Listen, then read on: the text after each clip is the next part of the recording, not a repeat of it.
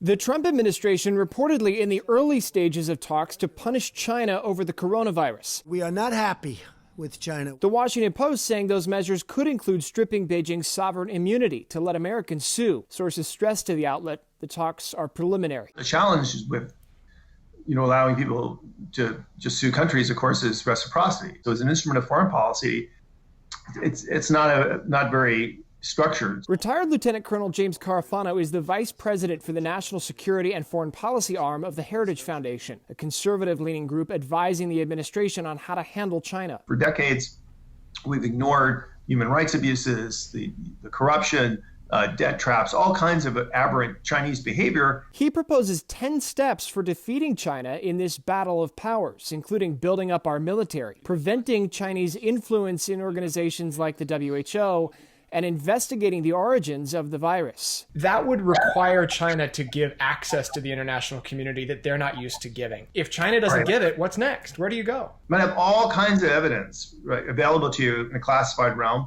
and it's not just the United States.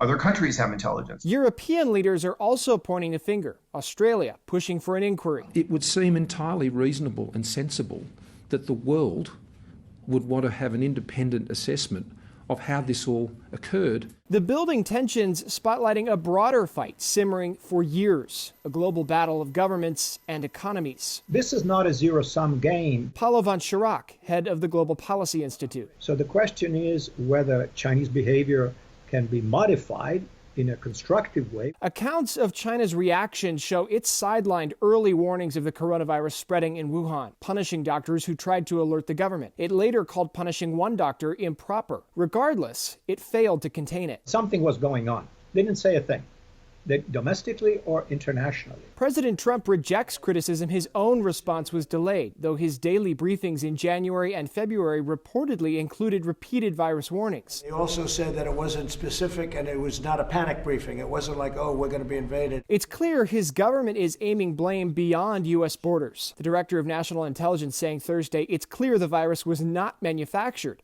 but that it's investigating whether it could have leaked from a Wuhan lab, researching bats with the illness. China denies any wrongdoing. The White House now shows signs it's ready to intensify its fight against Beijing, an adversary with the world's biggest population and the second biggest economy. Do you think this has brought us to a breaking point? I do. And not just the United States, I think on our friends and allies as well. I think we have turned a corner, and I definitely think the crisis has made a difference. Perhaps a battle that sets the international course for months, if not years, to come. James Packard, Newsy, Chicago.